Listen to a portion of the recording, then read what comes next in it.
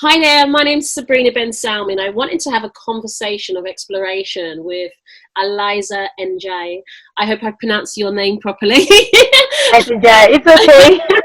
We were just laughing just before hitting the record button because Eliza started going into all these golden nuggets, and I was like, no, no, no, don't share it, don't share it. Wait until I hit record. So, welcome to Discussions of Exploration, and I just want us to have a conversation that we can involve other people in, because yesterday, I don't know if you agree, we had a conversation. I was like, oh my Yeah, God, I wish that we had recorded it. It was just yeah, so nice, so natural. And the essence is so many of us are in the same boat at the same yeah, time. You know, when in history can we look back that we can really relate to a situation? And now is really the time. We all have it's somewhat of an understanding of what we're going through. I know everyone has a different yeah, variation, but we yeah. understand the global impact that's going on right now. So True. welcome, and let's just get going with our conversation. And see, Sabrina, just like from where we started from yesterday, I'm trying to we're trying to discuss and try to look to figure out ways of trying to overcome what is happening. And like I said, the way I see this thing, it's something that we can only get through it if we come together. We put aside all our differences and then use love, which surpasses everything. For us. I said that it's simply because I looked at it from two perspectives. I may be wrong, but I just felt like the whole reason why this is going on is just a time for soul searching, for us to kind of check ourselves out, and then examine ourselves and see what we need to adjust and how we have to so also it's I just see it like more or less another second point is apart from making amendments with God and fixing ourselves, our lives. I just look at it as also another thing that also God has given us a privilege for families, because lately, if you could check, Sabrina, a lot of families have been affected recently. Divorce rate has increased so badly, and people have tend to not to kind of give reference to marriage anymore. And so to the point that now God has given us another opportunity as families for us to come back together under one roof.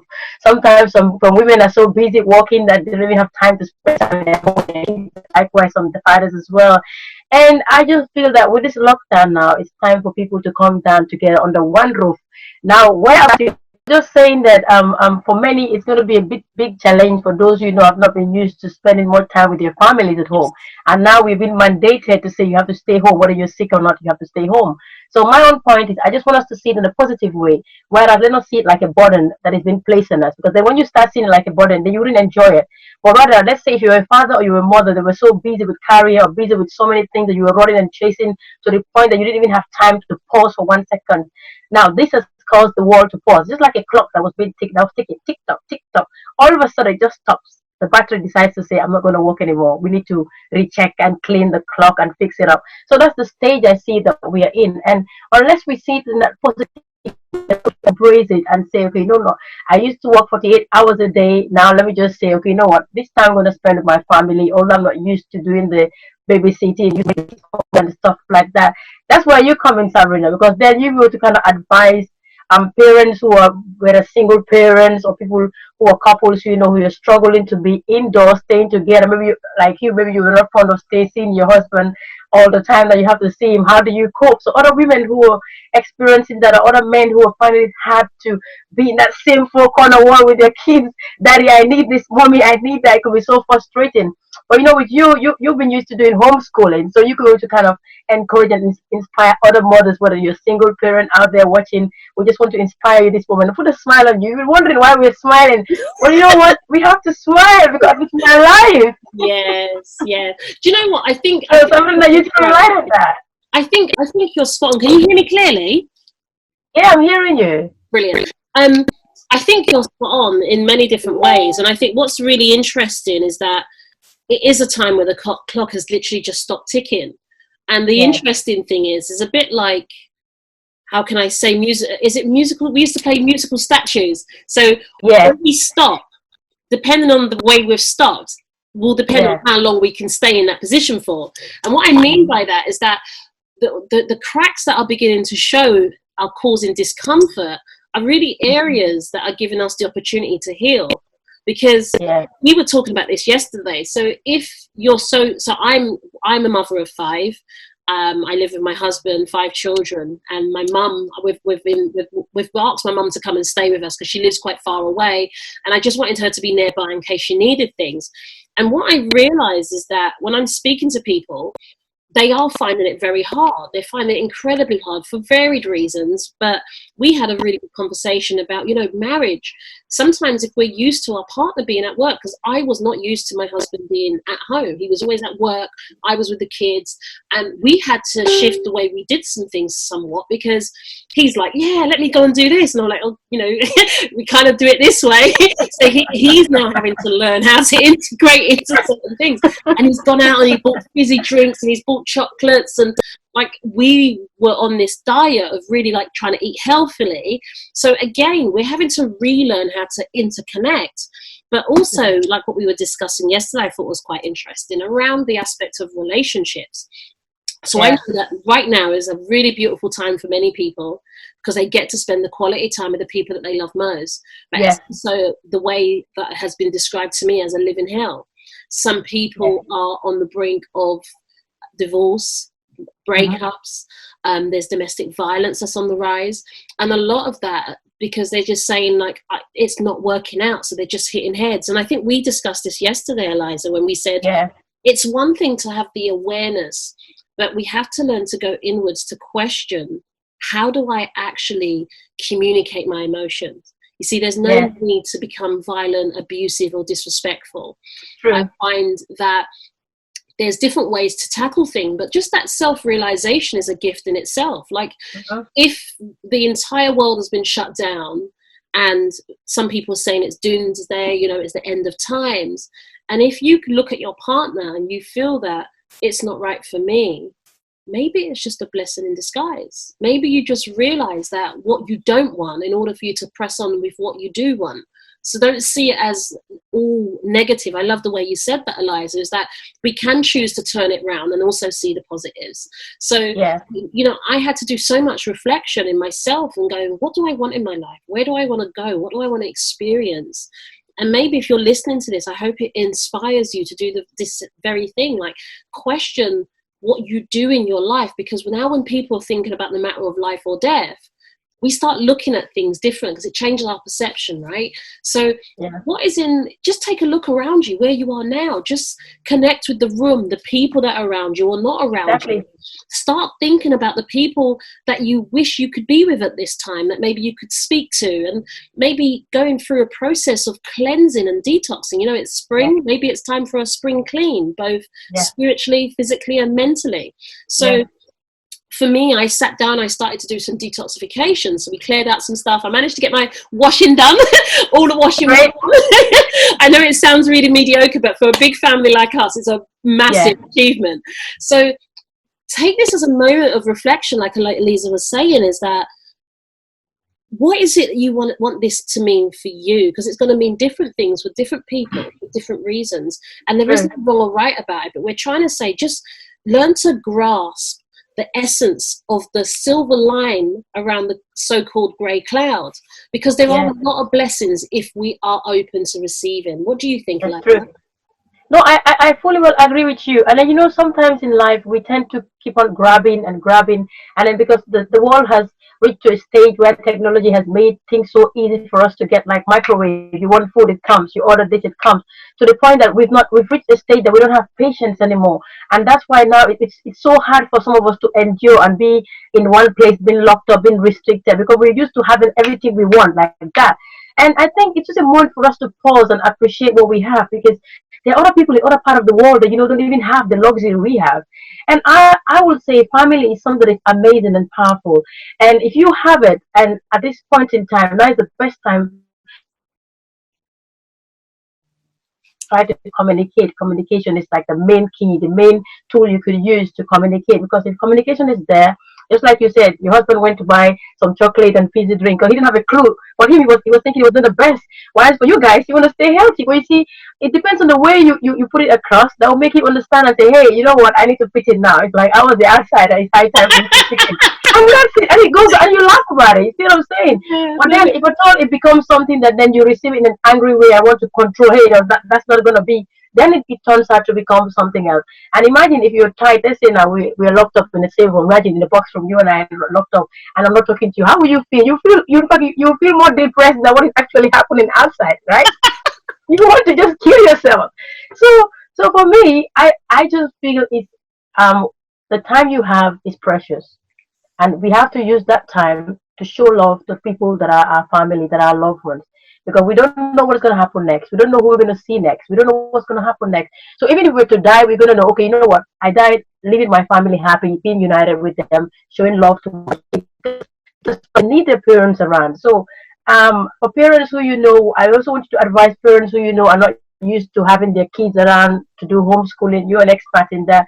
For you to advise this parent, because I know, imagine as a parent who was used to leaving your kids with babysitters, and now you're home stuck there, maybe as a single parent or even both parents, and they're asking, "Mommy, I need this. Mommy, I need that. Mommy, my homework. Mommy, my that," and then you get so frustrated that you can scream and make them feel as if they are a burden to you. What do you want to say to such parents that are going through that kind of a Yes, you know, it's interesting because I've been having that reoccurring question. I've recently launched a book called #Homeschooling, and I tell you something interesting is that I have been writing a book called Dream Big Together since last year, and I remember it was February, and I came home. And I'm a very spiritual person, so if you're very connected, you'll understand what I mean. I heard yeah. about it as clear as day. It said, write down #homeschooling. I thought that's really weird. Like, I'm already writing a book. So people kept on asking me questions like how I'm homeschooling, what we're doing, what works, what doesn't work. And I sat down, I started to type out the title. And then all of this information literally came flooding through me. From day one, half the book was finished. Day two, the book was complete. And I found the reason I find that so moving is because I didn't know what was coming, right? I published that book on the 2nd of March, which was my 40th birthday. So it's just been published and all this is going on.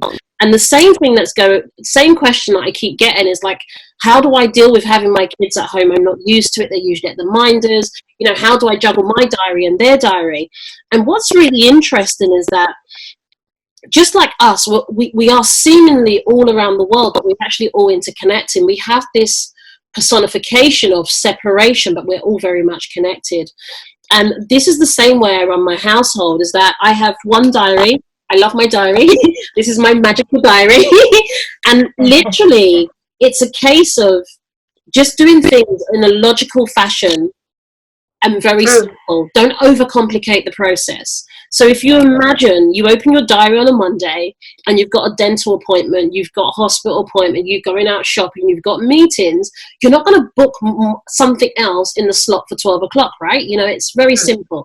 So everything that we do, we operate from a diary. So I would say it's highly, highly recommend you get a planner, a diary, it could be visuals, it doesn't matter how, but just somewhere you can document and diarize what's happening with who, when, especially if you come from a big family. So in our family, me, my husband, and 5 children. So I manage my diary of me and my kids. My husband has a rota, so he's just normally in or out of the house. So I take care of everything, medical appointments, engagement, meetings, everything. So that's the first premise. Remember, it's always about laying the foundation. Everything else can build upon that. If you don't get that first stage right, everything else is going to crumble. I really want you to understand that, because you don't know where you need to be, when it needs to happen, who needs to be there. And the more layers that you add on, it's more and more stressful. My life is so simple because that's all I can manage. Okay. Number 2, it's allocating in your diary time for you. Time for you is actually an appointment. Okay. Yeah. I went through the process of, every parent will understand this. You've got a drink, your child comes up, takes the drink, drinks from it. You're eating a meal, child comes over, eat the food, you've most likely got nothing left. So I went through a process of self-discovery many years ago. It started in 2011. Self-discovery, self-love, healing, and self-worth. And what that showed me is that if I say to my child not to drink from my drink, it's not saying no, it's saying yes to me, and actually inserting healthy boundary systems. So don't get me wrong, I'm not like, don't touch my food. No, it's not a case of that. I really enjoy doing that, but it's now a case that I do it in a healthy way, not to the point where you're dehydrated and starving, because parents do that. We forget to eat, we forget to water ourselves, we do everything, everyone, especially if you're a woman, you tend to get everything and every everything to everybody, but who you yourself.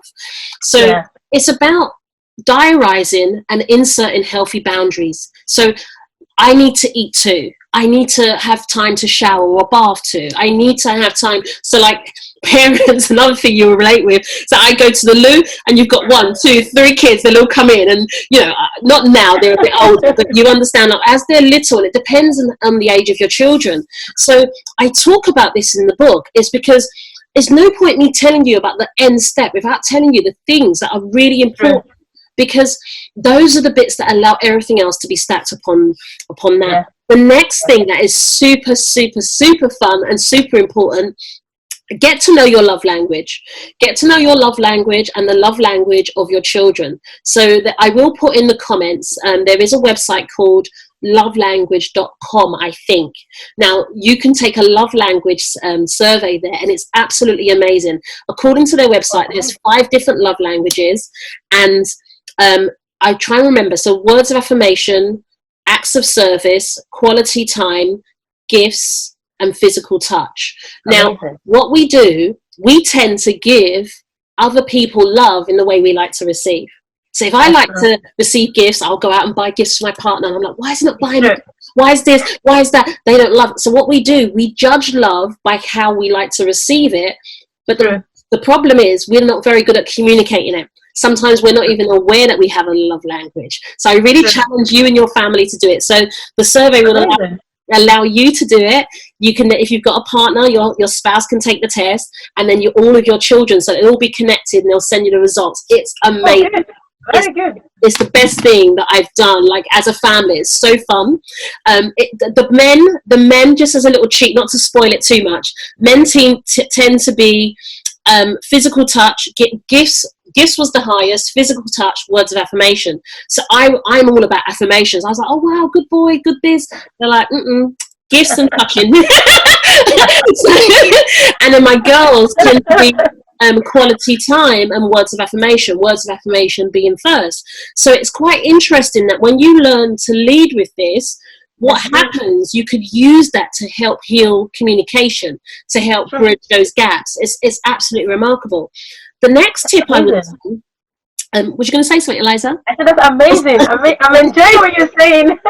Oh, that's nice. And the next thing I'd say, once you're aware of yours and everyone else in your household's love language, start finding out what your strengths and weaknesses are. Okay? Really connect with what are your superhero powers. What are the things that you do absolutely effortless? So I've got a daughter, Yasmin. She is the organizer in the house. If you want anything cleaned, anything organized, I mean your diary, anything, she knows what's going on. So we all have these different superhero skills. Trey Sean's all about finances, opportunities. He speaks very little, but when he speaks, it's very on point. Lachey, she's the observer. She'll sit, watch, and see what's going on. Paolo's adventurous. You'll find him up any tree, any building. He'll penetrate the unfathomable. What you think isn't possible, he will show you those to expand those boundaries. Amazing. And Amir seems to be an encapsulation of all of those, and I've put that in the book, because once you understand your superhero skills, you stop wasting time in areas that are not your strengths and allow other people in the family to integrate. And if you're on your own, like, this isn't just for parents, if you're on your own, you tap into what are the superhero skills that I have and in my network. So it's all about what village do I belong to and how can we come together as a nucleus. So it's for families, single people, you know, these are applicable to anybody really. The next thing is, when you know who you are, then you go out and share that with the world. That's true. I encourage you to shout from the top of the rooftops and share what your message is, what you enjoy doing. Why? When you're passionate about something, there is something that's unseen that goes out there and attracts opportunities, goes out there and attracts people. I cannot explain it, but I'm sure, you know, Eliza, you're nodding away, and I'm sure you understand what this is that if I'm absolutely passionate, the way we met, you know, we were talking, you were talking about accountancy, and then I mentioned affirmation, you were like, affirmations? Blah, blah, blah, and you started lighting up. That's the magic that happens when we operate from our sacred gifts. The person will connect with you at a different level. So what we do as a family is that we use our sacred gifts at the forefront of everything we do, and then as a result of that, everything comes in. And when families learn how to activate that secret holy grail, the secret ingredient is that you show up. Often we're inviting people to be somewhere that we're not even present. Not the labels that we get, not the accolades that we achieve. It's, if I'm being, that means other people want to be with me. Okay, so it's really inviting for you as a family to just go exactly like what Eliza said. How can we use this sacred moment to reconnect, to heal, and forgive? Not only forgive others. Often when people say, oh, I forgive that Jack, I forgive Paul, I forgive this person, but actually, have you taken the time to just forgive yourself? Sometimes it's actually yourself, your lack of self-forgiving is what keeps you stuck. True. That is powerful, powerful, Sabrina. That's amazing, amazing. I we're blessed with these with these information. We just want to just cheer you up. We just want to just bring up that, ginger you up, and all that kind of thing. And in our own little way, we just thought we should share it out. And I just want to just take you to that point that you were talking about having that diary. I kind of agree with you on that, because I remember when towards the end of 2019, I was a bit kind of stressed because I have this charity I run, Livelihood Foundation, that talks about based on education and all that. And so I felt like I had a lot of things to do. Sorry, just one minute. It keeps stopping. I don't want it to miss. Just say it again. Okay. Start from what you said about the charity. I know about the charity, but it didn't come through. Okay. Yeah, I said I do agree with you in terms of the diary, the thing that you're saying, because in last year, 2019, I was a bit stressed because I'm the kind of person that I have targets, and if I don't achieve them, I kind of punish myself for not reaching up to that. And last year, I was all over the place, and I was trying to say, okay, as a founder of Livelihood Foundation for Children and Youth that focuses on education, I just thought that I wanted to kind of achieve a lot in one go, and I couldn't. And because I was not meeting up to it, I felt like I was seeing myself as a failure. And 2020, then I said, you know what? I'm going to use a new method of doing things. How about I just have a planner? How about a visualization board? In my room, I have two boards. I have one for myself. I have one for the project, Livelihood Foundation, or what I want. When I wake up, that's the first thing I see, so it inspires me. And so then I have my planner. So each of the items I have on the planner, I started putting dates to it, because then, and I made sure I put realistic dates on it and times on it. I avoid putting clash timing to avoid, so that I wouldn't kind of over exaggerate and overthink that.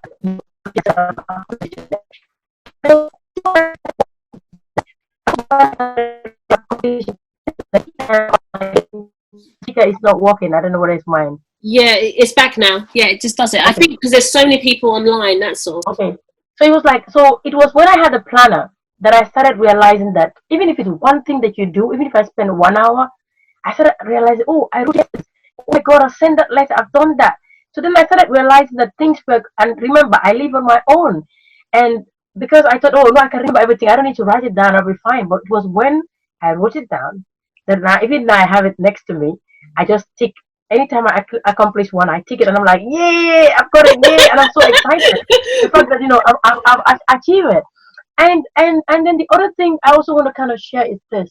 What I've realized is this. If you're indoors, now is the time for you to kind of search yourself to see what is it that makes you happy. What is that you've been longing to do that your time, or maybe because you work 24 hours or 58 hours a week, and you don't even have time to kind of your me time to think about what you want to do. Because I know, like you said, we all have a gift that God has given us, whether you like it or you believe in it or not.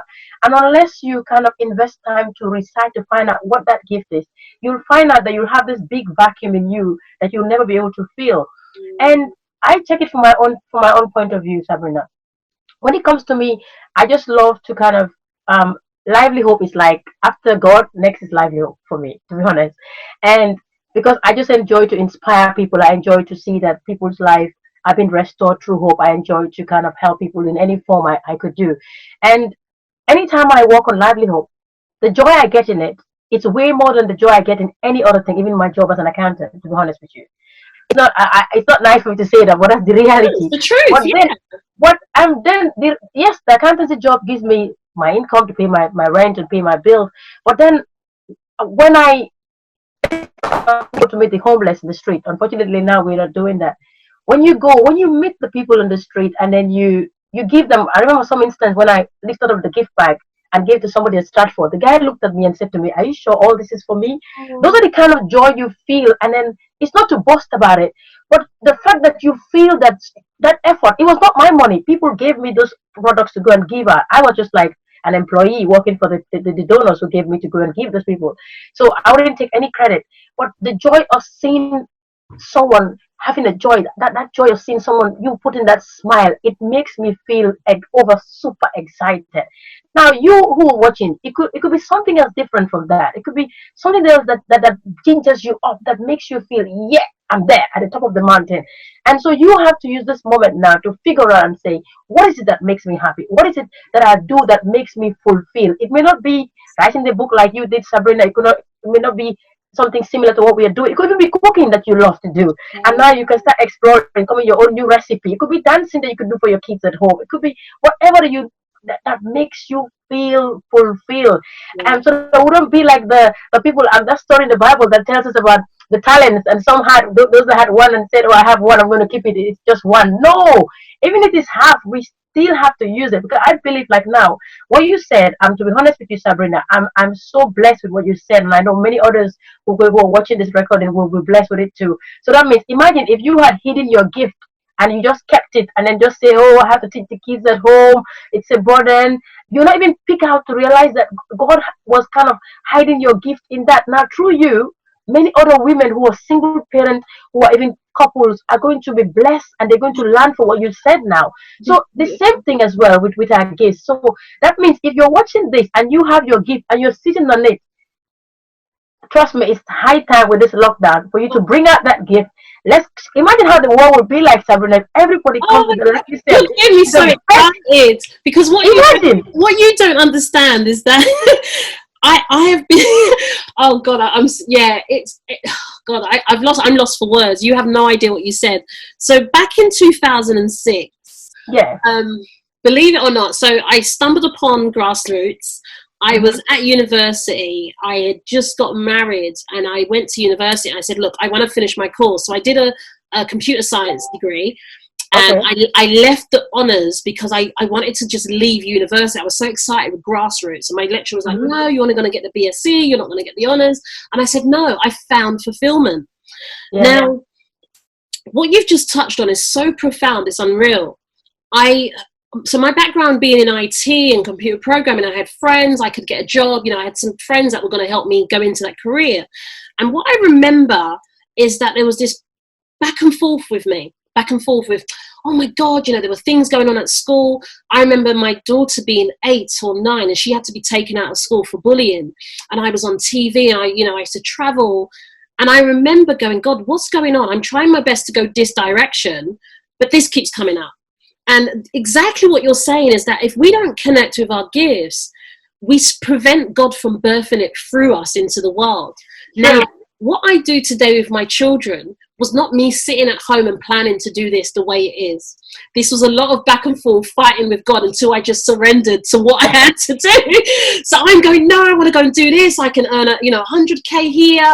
I could go, in the IT world, when I specialized, the salary was really good. So I was going, I just want to do this so I can look after my kids. I just need them to be in school." And I was like, "God, help me put them in school," because that was my childcare.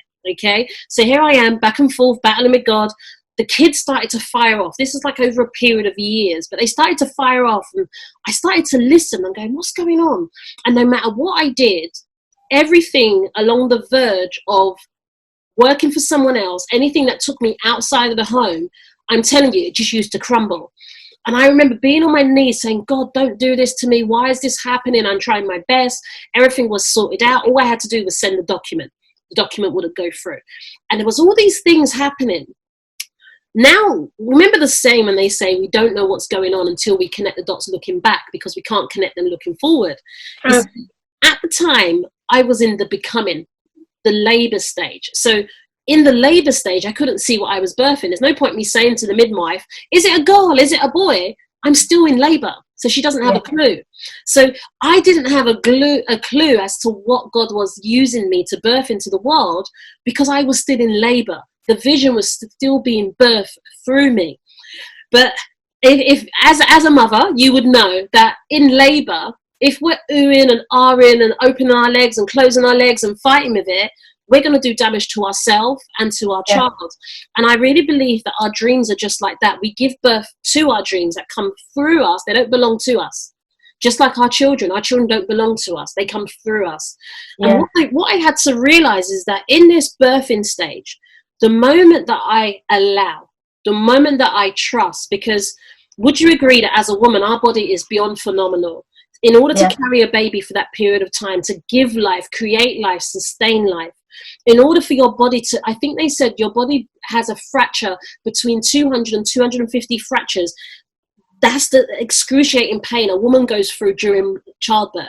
But yet our body does it effortlessly when we connect. And I found that out on the 5th birth that I had, because I did something called hypnobirthing. So on my final birth, my son, who's the youngest, Amir, I went through hypnobirthing because Andy Harrington, his wife at the time, not his wife at the time, sorry, his wife at the time was having, going through hypnobirthing and using that. And it was something that was referred to me. And I thought, that's amazing, hypnobirthing. I was getting all this information that our body knows what to do already. It's like all of this programming that it hurts, it's painful, it's dangerous. Is your mic working? Is it not working? Mine is saying it's not working, so I don't know whether it's yours or mine. Oh, I'm not sure. Mine's going up and down, so I think mine's picking up. Okay, all right, that's fine. So we were talking, I thought that makes sense. Well, our bodies already know what to do. If we get a cut, it heals itself. If we get a sickness, it heals itself. So would you agree that when we're in labor, if we stop fighting ourselves and we surrender to the process and allow our body to do what it needs to do, just like what we're going through now, we're taking vitamins, people are exercising more, they're becoming more conscious. The more we love our body, the more our body can love us and take care of us. So it's in that process of surrendering and releasing of our sacred gifts that the true magic takes place. And exactly like with what Eliza's saying is that when will you allow yourself to birth your dreams into this world? Because the pain isn't in the dream of you thinking you can, you can't. That's in the resistance of you not surrendering to it. The dream already knows what it wants to do. Your child already knows what they need to do. You see, in your house, I always say to people that you have a treasure in your house. The trouble is sometimes we fail to ask the question, what would you like to do today? Who do you desire to be now? Not when they grow up. Who do you desire to be now? And what you'll find is that they'll all start firing off. The moment that I connected with my children with the premise of what do you want to be now, they already knew what they wanted to be. They're like, Mum, I'm so glad you asked me. You know, they were more than excited to get going. But the essence is exactly like what Eliza's saying. Put something into writing, because when we transform our thoughts into a tangible thing, we're activating the process of creation. So once you write it down, and I love what you said about just having a planner, doesn't matter what way it works for you, a diary, a planner, whatever works. But one of the things I always say to clients that I work with is that create a life shopping list. And they're like, what's a life shopping list? Now, how easy would it be if I said to you, Eliza, what ingredients do you need to make a cake? Just basic ingredients. What would you say? Eggs, flour, butter. Thank you. Exactly. So that's basic ingredients. So that's exactly how we do our live shopping list, is that I would like to make a cake. So I need eggs, I need flour, I need water. And that's, if we have a live shopping list prepared, it means we can communicate it easily and people can assist you very easily. So give you an example. It's like, what am I looking for? I want to go into fashion, for instance. Or Eliza said, if you enjoy cooking, it doesn't have to be an extravagant idea we need to bring out. Sometimes the reason why people get started and don't get started, go, oh, my idea is not good enough, or it's not going to do this, it's only this. Actually, just give birth. Doesn't matter what it is, without judgment, just share. So if you want to birth a cooking company, don't have any judgment around it. So on your live shopping list, I would put something like find a mentor, find a coach, get some graphics together, and just simple things like what are your favorite recipes. But the thing is, once you've got that live shopping list, would you agree that it's easy to share? True. Would you agree that it's easy for someone to say, oh, I know a coach, or I know someone you could do that, or you know what, we've just had our kitchen renovated, you can use our kitchen for videos. And you know, once you start sharing, people are really going, well, I'm going past Marks and Spencer's, let me pop in, I'll pick up your eggs, or I live down the road from Co-op, when I'm coming down to see you next time, I'll pick up the flour. Yeah. Keep things simple in life. When we overcomplicate processes, that's where the pain starts to set in. Okay, and I feel that when we got taught speaking yesterday, Eliza, what I loved about what we started to discuss is that a lot of the doomsday and the fear and the anxiety comes from, I don't know who I am without being attached to an organization, because we were talking about this yesterday, right? Yes. Is that Yes. if I go out into an establishment and I work for Apple or, you know, some of the blue chip companies, and they're making billions of pounds, would you agree that the founder of that company didn't sit next to you to make it? It's true. It was you guys as worker bees. So would you also agree that by going home, by tapping into that network of people that you've built a relationship, that you've built this company, you can go home and do something similar, something different, but come from a place of what brings me joy, exactly like what Eliza says. But what I'm trying to take you, the journey I'm trying to get you to go on is that if I can do that out there, why am I not doing it in here? One of the ethos that we have as a family is that I can go and work for anyone, not because I have to, but because I choose to. But as a result of me finding out me being good in this skill, I can set up the same thing for my family. And this is the pain, is that people go out and they work so well and they contribute amazing ideas, and you know, they're CEOs of companies, but they don't have their own establishments for their family. True. And the question is that you're using the same mechanism, the same skills. It's still you. Why don't you have that same level of self-belief when you're building your own? That's true. Very, very true. I like that. Very true. Very, very true. I agree. So, like, we were talking about that. So a lot of people now are going, oh my gosh, I've lost my job. Oh my gosh. Well, actually, exactly like what Eliza said, is that that's also another opportunity. So at the time of pain, we always contract and we go, oh my God, it's pain, it's loss, it's this. And it's okay. Like, sit with that. Make peace with the fact that I'm grieving and it's okay to grieve. Yeah. After you realize that, okay, I've grieved now, what next? And that's it. The fact is that what is next is a brilliant question for you to ask yourself. What can I do with more ease and flow? Now, if you come from a place with ease and flow in a direction of your natural sacred gifts and talents and abilities, pure magic can take place. Why? Because you've been doing it anyway. It's nothing new. People have this terror going, who am I without that? And the same thing happens in a relationship. You know, I've always been a wife, or I've always been a husband, or I've always been a mother. I hear a lot of people who are older and their children have grown up and, you know, flown the nest. They say the same thing. I don't know who I am because I always used to be a mom, or I always used to be a wife or a husband. And now that's no longer the case.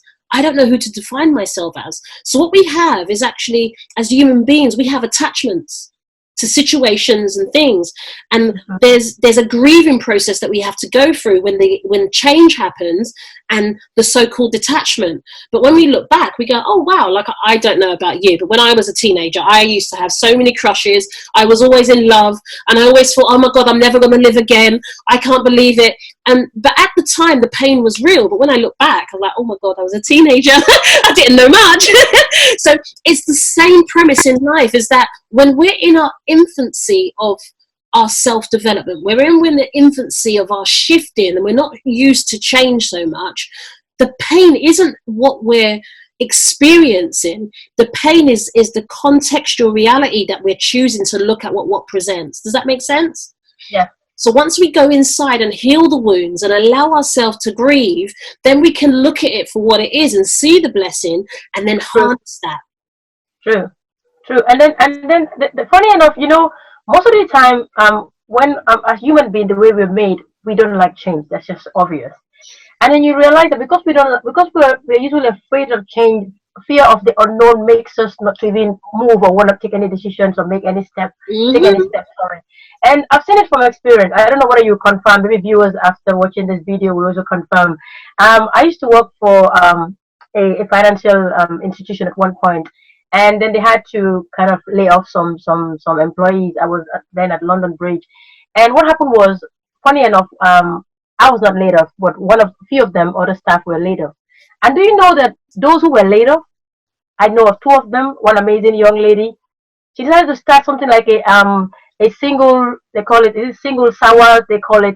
It's a single kind of NGO that she deals with singles, encouraging young women to know to be ambitious and do things. And this lady has gone so far to the extent of even writing a book. Now Wow. imagine if she was not made redundant, the chances of her going after her dream was going to be very, very slim. So sometimes circumstances, God allows certain things to happen to us to push us to the wall to the point that we will now say, okay, what do I do? What can I do? And in that process of soul searching, then that gift that we've been ignoring, that we've not even realized, it just pops up. And it's just like you said, and all of a sudden everything start falling in place. Somebody start telling you, I can do that. I remember when I went for one meetup in London this year. I said, you know what, this year I'm going to go for meetups to meet people to help me with Livelihood Foundation, how I could get contacts, networks for to help towards education and helping the Gambia and all that. And when I went to the meetup, remember, that's where I met you. And I met, yeah, and then I met another lady who was amazing. She works for a charity as well. I went to another, that was the Black Professional meetup. And then I went to another meetup as well in London, and where we have entrepreneurs and thing. I met a lady who advised me and kind of linked me up to somebody else to help me, with the homeless, how I could build up with the homeless. So I'm just kind of showing you that if I didn't take the step to kind of figure out what I wanted, if I didn't take the step to say, you know what, I'm going to go and get what I want. I know this is what I want. I want to help the homeless in London. And I also want to impact the lives of young people and empower the youths in Gambia, and also, inspire people. And in order for me to do that through education, I have to kind of get out there and meet the right people that will help me. I even talk to you about the books of having to help kids to learn how to read, kids that are struggling with reading. But then if I didn't go to take that step, I would not have met somebody like you to even kind of tap from you to help to boost up my own little baby livelihood. So you see, it's just important that we don't mourn for too long with what is going on. Let's not just. It's good to mourn, like you said. It's good to kind of grieve and say, "I've lost my job," because I will not be surprised that many people may lose their job as a result of what Yes. is going on. Yes. But the point is now we have to start figuring out. Okay, whilst we are hope, let's look for a plan B. Am I going to wait till I lose the job before I do something, or am I going to figure out now whilst I'm in the house? What do I have? What can I sell? Or what can I do? What can I make? What around what I have? What gift do I have that I can do? Is it poem that I could do? Is it reading? Is it writing a book? Is it whatever you could do? It's now is the time for us to start picking up.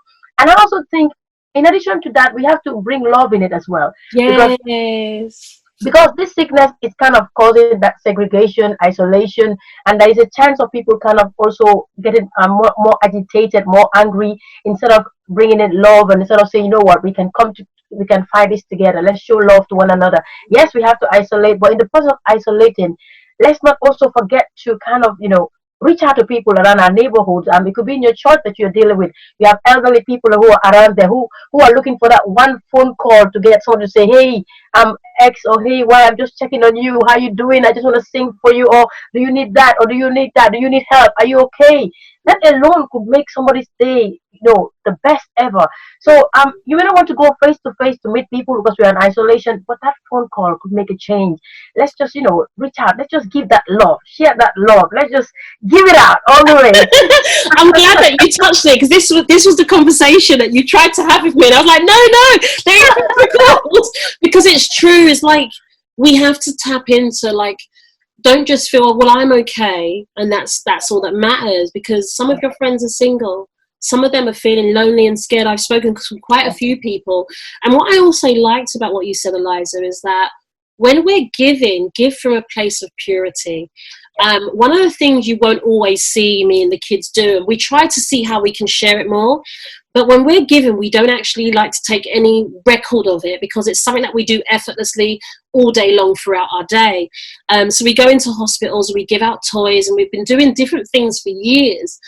But I love what you said about just doing it with an essence of purity, doing it with an essence of, I'm doing this because I can, not because of the glorification, because there is, what we've got to also realize is that we belong to a community, whether that community is interacting healthily or not.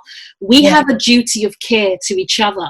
And what we do in the world says a lot about who we are, not just by showing the pictures, but like, who are you congruently? If you're to go inwards, because I feel that a lot of this time right now, the gift certainly is like, who am I internally? Because it's our internal world that creates our external world.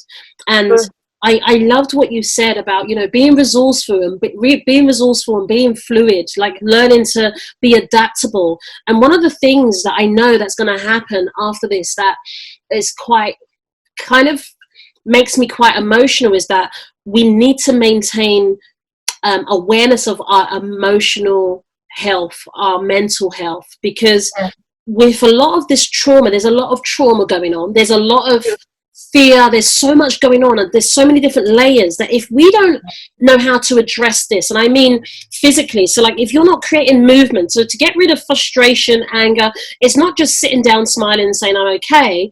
We have to be honest and say, look, I'm going to take a moment just to be with myself. You know, wiggle your toes, take a deep breath, and just feel like, are there any aches and pains in your body? Because we actually store things in our body.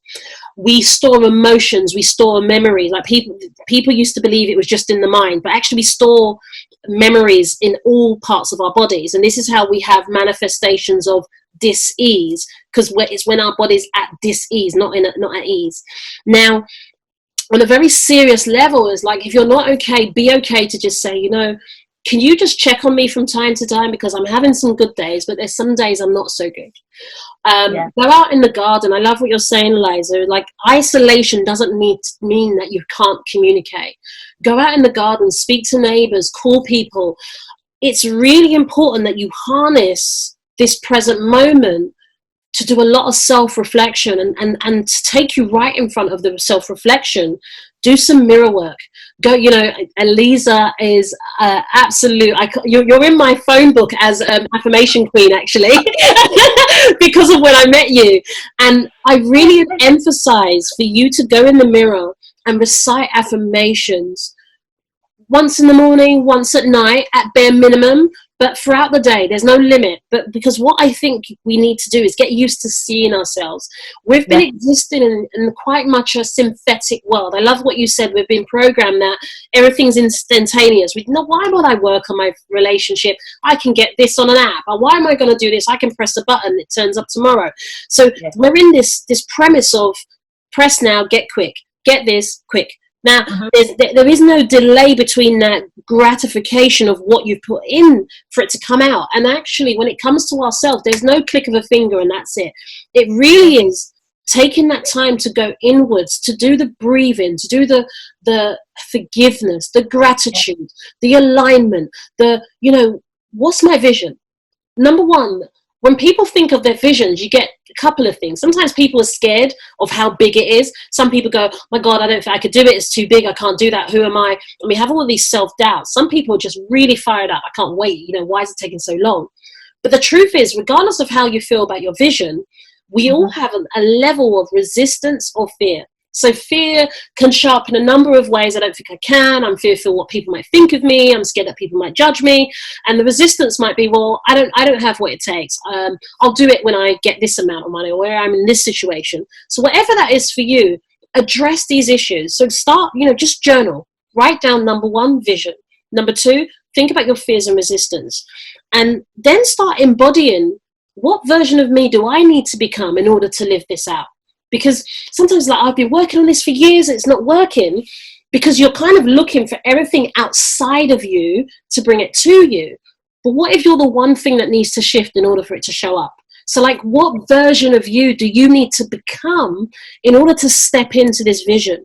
And to give you an example, you may have someone that says, I want to work with people, I want to help people, but then you're not very good at receiving help. You're not very good at kind of doing what needs to be done here in order to get there. Or you see people as money people. You just want to connect to people because you want to get money from them or you want to take from them. It's like, actually, who do I need to become so this can work effortlessly and I can now start living this as an embodiment of who I am? And then afterwards, like, being honest with ourselves is about, what's the aligned action? So it's not about, okay, I know I've got to do this, I've got to do this. Like, just go in with the heart. The aligned action comes like this. It's not the one that's logical. It's just like, I want to do it. And you go, oh, I don't know how to do that. Write that down. Because the aligned action is your soul speaking to you. One of the beliefs that I have is that our vision is the postcode for the soul.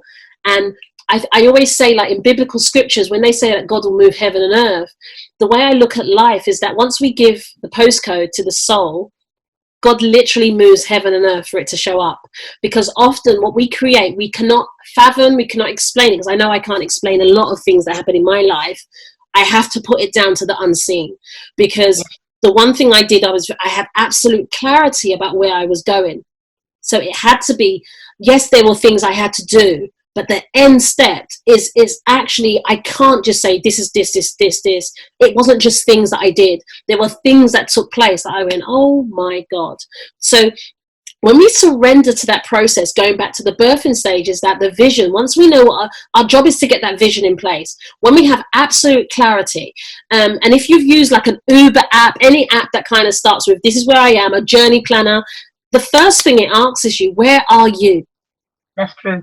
Right? So just breathe it out. Like, I'm here now. Where am I? But what is it like? Be very vibrant, be very vivid about describing, where are you now? Like, what is it for you? There's no point going, oh, it's really nice. No, where are you? You know, I might be struggling with finances. I don't really like my relationship. You know, I want to see this happen for my kids and me. I know that I can do this, but I feel that I lack confidence. Where are you now? That's it. There's no judgment. But if you don't know where you are, you can't be picked up. There is no journey, okay? Number 2, and the final step is, where do you want to go? That's it. Don't complicate it. So, you know, you're on the Uber app and it's asking you, where are you? You're going, well, I'm kind of next to the park. Well, I'm sort of behind the building. Well, just where are you? Okay, I want to pick you up. Then you're in the Uber and you want to change the journey and go, well, I kind of want to go there and I don't think I can go there and I don't believe that I'm good enough to be there. And the guy is just like, I just want to drop you off. Where do you want to be? And when you get to where you're going, doesn't mean you have to stay there. You're not a tree. You can then decide your next journey. But sometimes in our indecisiveness, that stops us from getting started and it stops us from getting to our destination. So that's the question that I want you to really rest on your heart is, where are you now and where do you desire to go? Very true. Very, very true. Are you hearing me? Yeah, I am hearing you. Oh, it's turned off now. Maybe the mic's muted.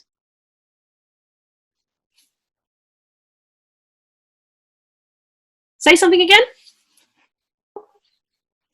No, it seems to have gone off. I'll just keep talking until Eliza sorts out the mic. So when you've sorted it out, just say something. So I really want you to really connect with, where is it you desire to be? Stop seeking permission, external validation. The trouble with regards to you not getting to where you desire to be is really that you're not giving yourself permission to be there. You're not giving yourself permission to speak to the people you need to speak to not speak to the people you desire to speak to, but with the fear of, can I do that? Is it okay to do that? Is it right to do it? Just say something when it comes on, Eliza. Don't worry. I think it's on now. Yeah, go on. Go on. Yeah, to be honest, Sabrina, what you said is just clear and it's just amazing. And I just want to just encourage everyone that is watching there, that this is, at least we have an opportunity. We're still alive.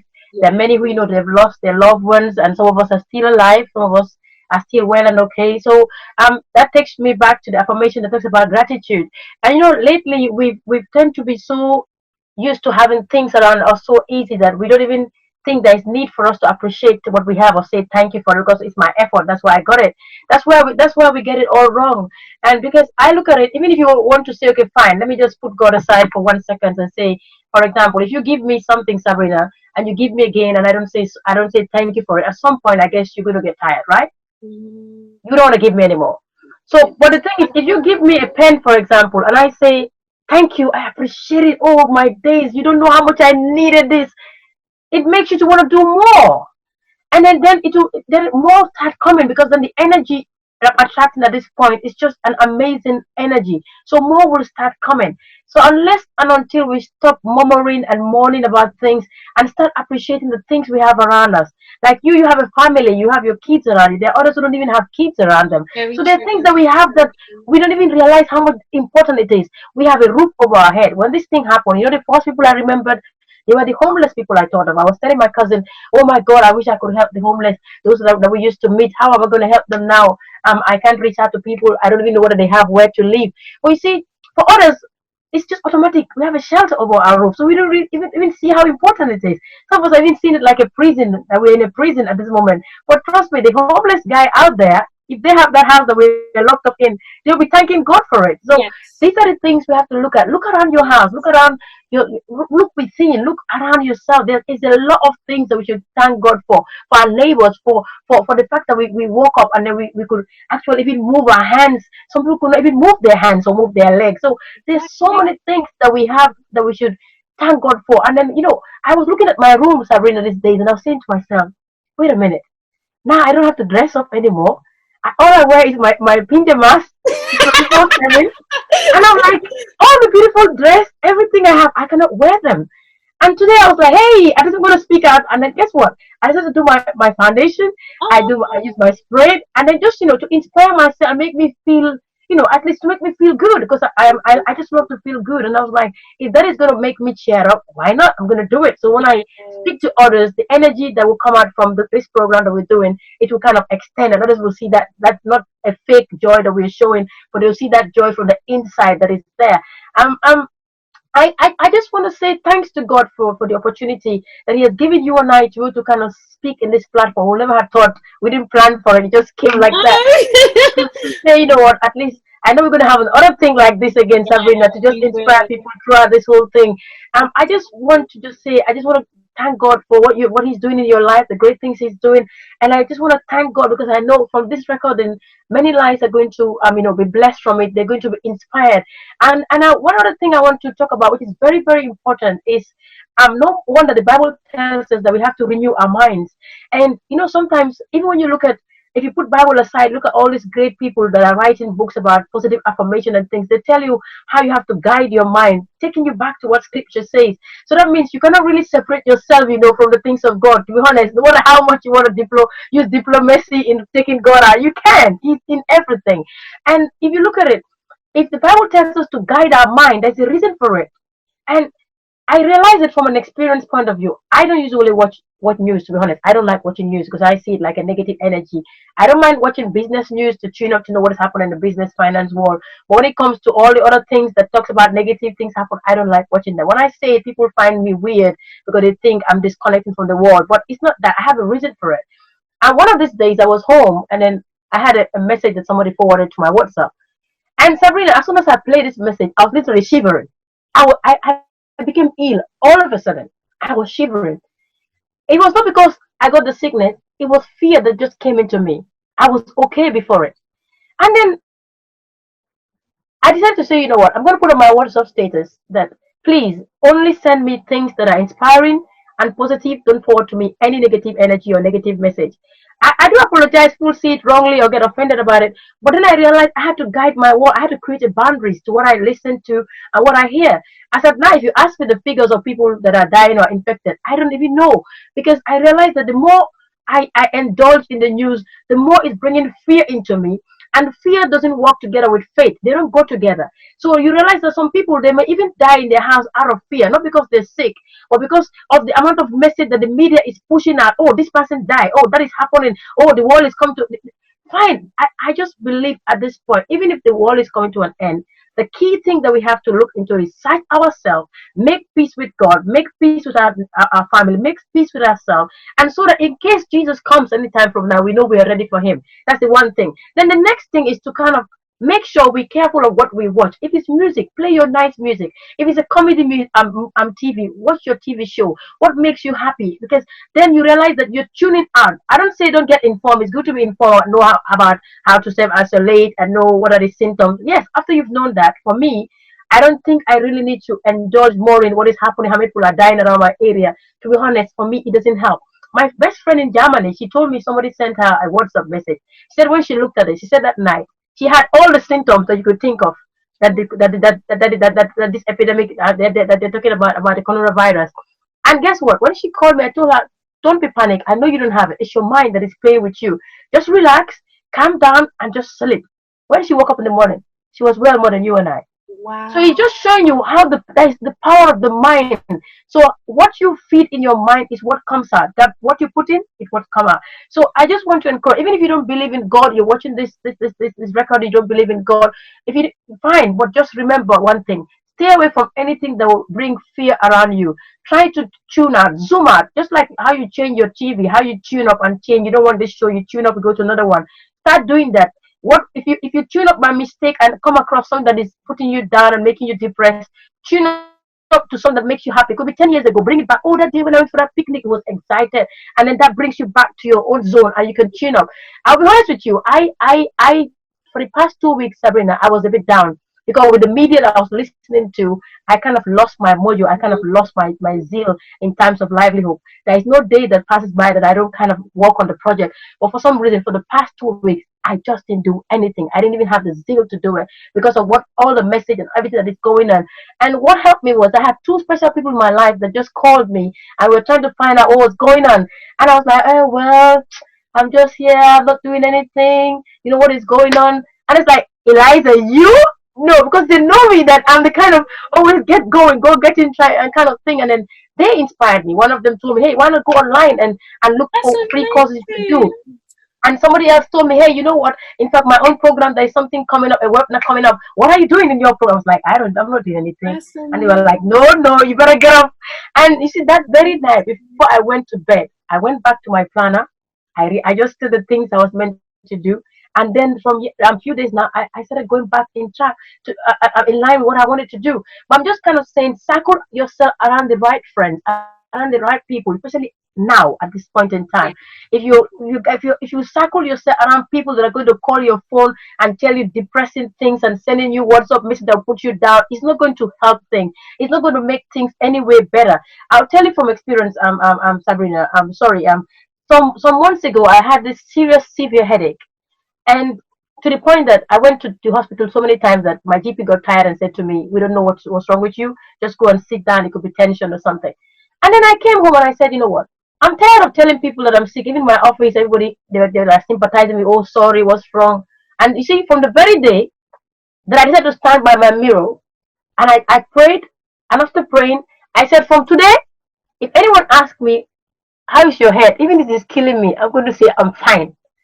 Do you know that from the very day I started saying I'm fine, even though I was not fine, I couldn't even pinpoint to the date that I got well because Wow. my mouth was saying what I wanted, and I started experiencing what I wanted. So there's power in saying what you want. So if you're watching this video right now and you want health, start speaking health. When you wake up in the morning, I am healed. I thank you, God. Even if you don't believe in God, just say, I am healed. I thank whatever that is there. I thank you, but I'm healed. Start saying the things you want to attract. Stop saying the things you don't want. Because I used to be so full, I don't want that. I don't want that. I don't want that. And I realized that the things I don't want were the things that were coming. So Oh, now I change my language. Now that's I right. say what I want. So the question I'm going to leave you with is, what do you want? Where do you want to reach? Just like Sabrina said, where do you want to go to? What's the postcode? Where are you now? What do you want? Start saying what you want. Stop identifying the issues. We all have big things that we can say, I cannot, I cannot. Let's stop saying that I cannot and saying I can. The That's Bible says we can do all things through Christ to give us the strength. So let's use the opportunity to love, show more love as we can, and be positive. And God, who is merciful, will hear our heart cry. And I know this thing will soon be over, and we're going to be giving testimony. So I don't know, Sabrina, I'm going to hand over to you now. Oh my God, that's so amazing. I love what you said. You know, it's interesting what you said is really powerful. The storm shall come to pass. I really love that Yes, because the storm doesn't last always. yes, Thank you for sharing what you shared because you touched on several areas. One of the things that I picked up on is that boundaries, healthy boundaries. Now, Eliza sharing our healthy boundaries with you as a listener, please take heed because when we insert healthy boundaries into our life, we stop receiving all that's coming towards us and we start actually qualifying what you desire to actually allow to stay around in your life. And I think that's so amazing. It's such a strength. And I really invite you to just take that on board and listen to what Eliza's saying. You know, what healthy boundaries do you need to insert in your life so people know what they can and can't do with you? Because the truth is, people don't treat everybody the same. They're very flexible, very fluid with how they can act with different people around because of the different boundaries that different people have. So that's the difference that will make the difference in your entire life.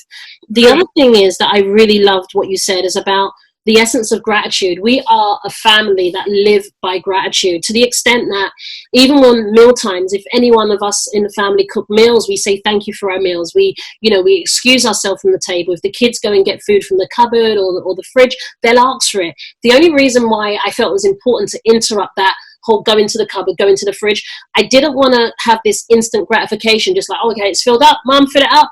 It was more about, let's stop, pause, be grateful. Because exactly what you're saying is that, do you say gratitude all day, every day for everything in your life? Do we take our health for granted, our friends for granted, our family for granted? Okay, you're my friend, you're always going to be, you're my friend. No, like, are we actually treating people with love and appreciation? And prayer is so, so important. I have a very special prayer that I love doing that got me through some of my darkest days, and it's a very short one, and I really invite you to try this. So I'll share an essence with you. So I know that we're in a world now when everyone, exactly like what Eliza said, is that you may or may not believe in God. Some people like to say God, the universe, whatever it is for you, that's okay.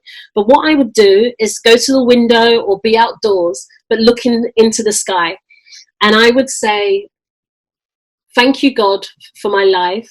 And I say, God, I want you to know that no matter where I am, no matter who I'm with, and no matter what I'm doing and who I'm doing it with, I will acknowledge your constant gaze on me, which is guiding me, lifting me, healing me, showing me, teaching me. And what I do, I get into an endless cycle of appreciation. And I'm telling you, if you try that, and I really challenge you, like, to literally go to the window, go outside and do it in a very meditative state, just see what happens. And I mean instantaneous. The first time I started to do that, it was scary. So I started personal development years ago, and I was going through a lot of issues in my marriage and different things and elements of my life. I remember the kids were small. I was at home all the time on my own. I remember my husband came in, he was like really fiery, and I was just in the kitchen, and I remember it like it was yesterday, just washing the dishes, looking out into the garden. You see, in the eye of the storm, there's always peace. So what I'd done, I chose to be in the eye of the storm, but have peace within me, because I can't control everyone else around me. So the kids were going off, they were like jumping, crying, there was one having a tantrum. And I remember just washing the dishes and just saying that prayer into the garden. And I don't know what happened. Moments after, things just shifted. Amen. And I really want you to invite you is that the minute we shift, the very thing that we look at actually shifts too. So what if all this is going on? What if you can do exactly some of what Eliza's saying, is that neutralizing, not saying to cut off. We're not telling you, we're just sharing essences of what works with us, for us, is that what would happen if you didn't watch the news all day long? Just see how it might feel to finally be in your body, to not be fearful, to not feel anxious. Just be. Just see if you can live your life on your terms for once, because I think there are so many people calling for someone else to come into their life and to be and to have and to give. Well, actually, what are you going to choose to be for yourself? What are you going to choose to give yourself? And these can be some very clear and concise steps that you could take. And I really hope that you've taken away some golden nuggets from this, because Eliza and us, we're just sharing our conversation. You know, like she said, it wasn't planned, but we had shared a couple of things, like, oh my God, we've got to record some of this. And just start having discussions of exploration yourself. Really just start exploring what are the possibilities. You see, one of the premises about this existence, we are spiritual beings having a physical experience, and we live in a question-based universe. So if you operate your life from the premise of why me, how bad is this, lo and behold, it will show to you. But if you start shifting that, how can I do this with ease? How can I find more joy in my life? How can I call this into my life with ease and flow? Start shifting your questions and just see how life itself will start coming around to meet you in your new discovered version of self. So I really hope you enjoyed this. Eliza, is there anything else you wanted to leave the listeners? I mean, like, just one thing I wanted to touch on. What advice will you want to say or give to, let's say, for people who their work was like where they find joy in? Because I'll not be surprised that you may have people that maybe they're used to leaving their wife or their husband at home. Just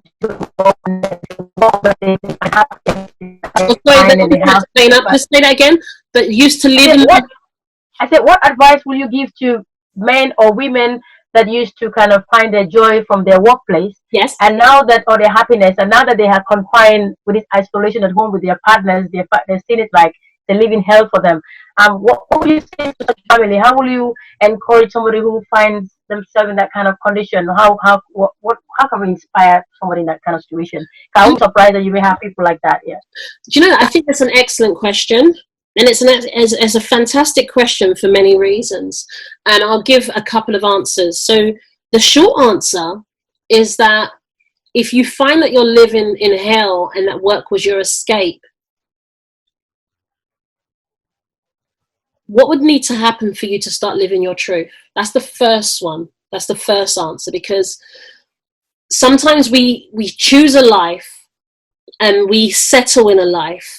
And we give up on who we are, what we want to be, believe in our dreams, and we just have things in place for saving face. It might look good. I don't want to be single right now. Like what is that actually pointing to? Because the truth is, if life is hell at home, and this can go into many layers, it's such a phenomenal question because there are some serious aspects. So are you talking about serious cases like domestic violence or just generally feeling uneasy?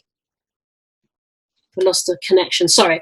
So yeah, if it's a domestic violence situation, I would say definitely if you feel that you're in danger, reach out to the links that are there. I know they say 999, there are different domestic violence line numbers, but 999 is equivalent for the UK, so I know this is going to go international. So if you just feel that I don't like being here, I find joy, and it's interesting because as the days go on, I'm getting this constantly. Literally before I jumped on this call with Eliza, I had a call with a gentleman and he said the same thing. I don't like being at home. I'm bored. I want to be at work where I can just walk off to the gym. I can speak to my colleagues. Now, I really invite you to ask yourself, am I actually being the truth of who I am? Am I living life on my terms? Am I living life for someone else? Because the chances are, if being at home is hell for you, and I mean that more if you're with a partner, not so much on your own, if it's hell for you, what are some of the lessons that you can actually gauge from the experience you're having, for those your own internal thought process that's letting you know that this doesn't feel good? So what does? Remember, contrast causes us to ask. Contrast causes us to start tapping into the truth of where we are. Sometimes we see contrast as, I don't want that. Well, actually, it's like, in order for me to know cold, I know what hot is, so then I know what cold is, because I've got something to compare it to. So what is it that feels like hell? Start fine-tuning what aspects feel like hell. Why? So I'm just answering Eliza. Eliza, you can jump back on the call, darling. Yeah. So well, I'm going to log on again with my internet connection. That's so okay. I'm going to ask the same question again. Yeah, jump back in. The second one. Yeah. So just literally ask yourself what feels like hell. Lisa's just jumping back in. You can hear her just coming in. So it's just, go ahead, Lisa. Okay, we can just have two separate videos, so that's fine. It's still recording, so it's fine to go in. You know, everyone knows about the internet. So you were saying about some people being at home is hell. Was you talking about more like a domestic violence or just in a relationship? No, I'm not looking at it for a point of even for domestic violence. It could be for some. But I'm Yes. thinking about maybe for some that, they just don't find joy in going home. Like maybe people that had been having issues, and the only way they've been hiding under the whole thing was the fact that, oh, at least thank God I have to go to work, so I don't have to Ah, so I don't I have to do get that it. all the time. And now you have to see him or her all the time. So I I get kind it. of think, yeah, Yeah, so my answer to that is that it's now's the time when you see this situation is going to reveal a lot of the cracks.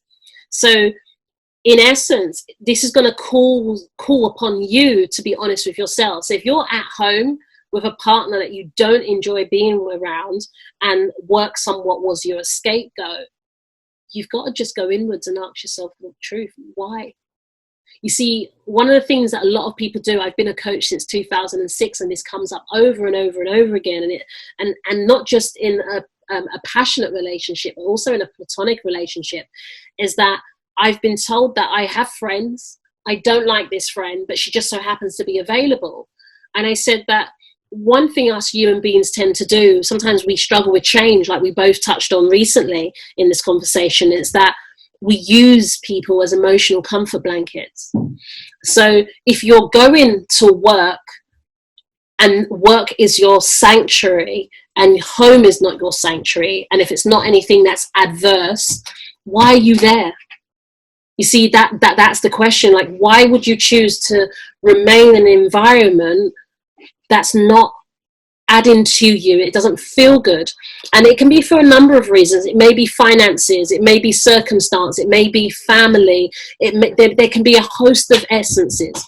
But what I want you to get to grips with is the fact that now's time for you to be honest with yourself and with others. So you can be in love with someone but not love them, and that's okay.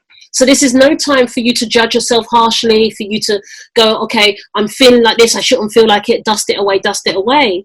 Allow it to come out. Be with yourself. I think that your question is so amazing, Eliza. Thank you so much. That if you can allow the feeling to permeate and saturate every cell in your body, you will know exactly what your next step will be. The truth is that if you've been using work as an scapegoat, you already know what's going on. You already know what you want to do. But now's the time for you to just start tapping into and allowing yourself to be, do, and have what you desire. And sometimes you just need time on your own. Sometimes it's reset. But before you get to the essence of transitioning and putting in steps, I think it's inserting some healthy coping mechanisms, using gratitude, using meditation, not needing to maybe sparking off in arguments, like breathing. If you've got nothing good to say to that person and you're going to just start yelling, go inwards, go and journal, go and spend some time and just breathe. Go out. If you don't have a garden, just go open up the front door, stand by the doorstep for a minute. I think it's really important for you to do some self-discovery. So if we're just shouting at each other, chances are you're not even listening to each other. So would you agree, if you just take some time to breathe and just agree that we'll come together and speak when we've reduced the tension and I can actually communicate? And you can just say to your partner, there's things that I need to say to you that might be difficult for you, for me, and it might be difficult for you to hear. But ultimately, because I care about you and I love you, I need to honor my truth so that I can also honor you. See, sometimes people say, I don't want to hurt you. But the truth is that you're hurting the person even more by living a lie. So if you really love the person, being honest and congruent is the most important thing. And I'm not saying this as if it's easy. I've had to go there myself. Like, I went through my own stages of development, and I got to a premise going, well, I actually love you, but I'm no longer in love with you. And not everyone gets that, but if you really sit with that, loving someone, love is constant. But being in love with someone is like you everything you plan to do involves them in the future to some essence. But you may love someone, but none of your plans, none of your future plans involve them. You can't see how you and them can be creating this wonderful lifestyle. Every time you come up with a plan or have an opportunity, you don't go, oh my God, I want to tell my best friend, or they just don't show up. So you've got to honor that and go, that's not good. It's not fair on you, because the truth is, happiness helps you live longer and sadness makes you die. It creates sickness. So realistically, you're actually giving life to yourself and to them by being honest, and you're releasing all the stress from yourself. So I think your question is so phenomenal, and that's the truth that a lot of people are facing right now, is that I'm at home. I made a joke, like we were talking, and it's making me laugh. I just remember it. I've had some conversation going, who would you love to be your your isolation buddy? Like, I got some single friends, and we were just like laughing, going, yeah, we should have went to this person's house and just stayed there. Be like, okay, oh, such a shame, I'm gonna have to stay here now. But it's literally like, if you're not at home, you don't feel like this person's your best friend. It isn't a case of, oh, this is the end of the road. It's actually the beginning of the road for you, because guess what? You can say, let's take some time and see how things develop through this essence, because it could bring you close together. You're going to have people that don't talk, and after this, they're going to be in love. People are going to be like, what's happened to you? And then you're going to have people, they're just going to be like, I don't even want to see you again. So it's about surrendering to what is the process that's going on for you, and it will vary from family to family, from couples to couple, and it's about you being fully immersed in the experience that you are about to have or currently having. But first and foremost, the only way you're going to get the answers that you need is by you being honest. Like, do you love this person? Why does it feel like hell? What is it that you want to do that's not this? And the more you honor the truth, the more you be congruent with yourself, the more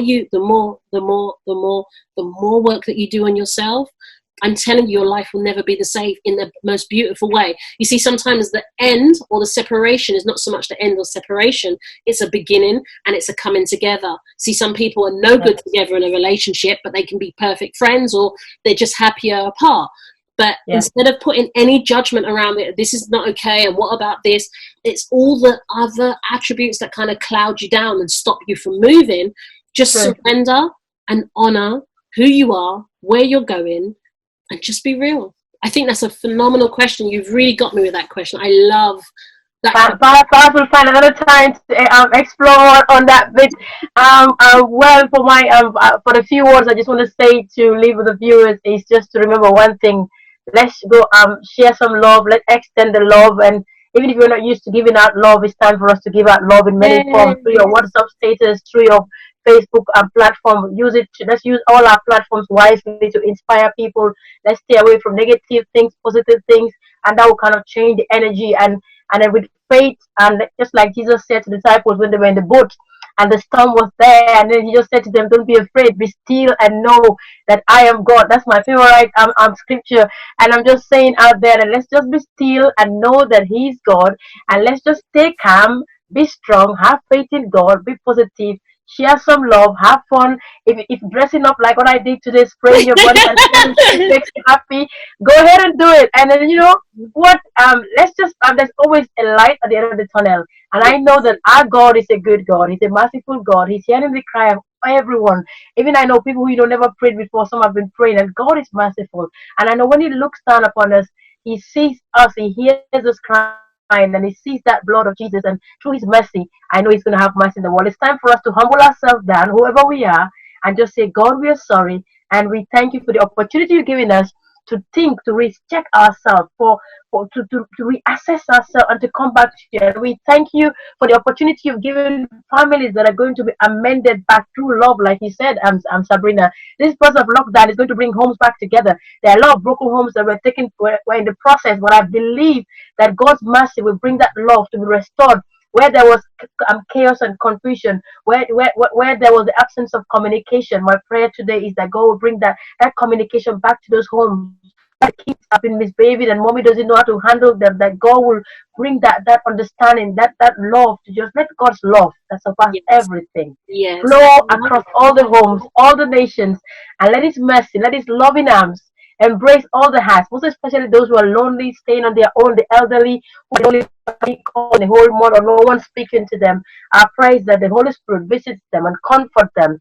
Let God's love reach out to them and just heal those homes, heal those hearts, and let the love of God, let that light of God shine upon us and all the house. Like during the time of Israelites, how the story tells us that the blood was marked at the doorpost. And my prayer today is that God will just mark the blood of Jesus Christ across all the homes, that when the spirit of death comes hovering around, that it will not be able to access us because of what? Because of that blood. Because it's only the blood that can save us. We love you. Cheer up and be positive. That's so nice. Thank you, Eliza. That's beautiful. Thank you very, very much. You're welcome, Sabrina. So people can put their comments. We want to hear other people's own experience. We don't know it all. We just shared our own experience, and you can come up with your. Wish we had Facebook Live so people could talk and call and talk more and laugh and and maybe next time we'll sing some songs for people and whatever we could do. People. Yeah, exactly. Fantastic. I'm gonna share this across the platform. Obviously, I'll share it with you. And yeah, thank you so much for connecting. That'd be nice. That'd be nice. God bless. That's an amazing lady that right there. Sabrina, you're a blessing. I don't know whether you know that. Keep up doing my prayer for you. Keep it up. You did a great job. There are many parents out there that are finding it hard to raise up their kids all by themselves. And I know God is going to use you mightily as well to reach out to those parents, to let them have hope and feel that even though they're on their own physically, that God will be with them, and also give them grace to raise up their kids as well, to bring out that talent. One of the things I will not forget is that we have to pick out what our strengths and our weaknesses are. So please, viewers, try identifying your partners, your kids' strengths and weakness. In that way, we will to kind of pick it up and build up that great and mighty thing that God wants to use to bless one another. Don't keep your gift. We are waiting to receive from you as well. You're amazing. Special. You're lovely. You that is watching it, you're an amazing person. You have a gift. You have a potential. Just search yourself and pick it out and bless the world. The world is waiting for your gift. The world needs you now more than ever. God bless you, and please share this video and inspire others. Oh, that's beautiful, Eliza. We'll connect Bye. again. We love you. Love you loads. Bye. Bye.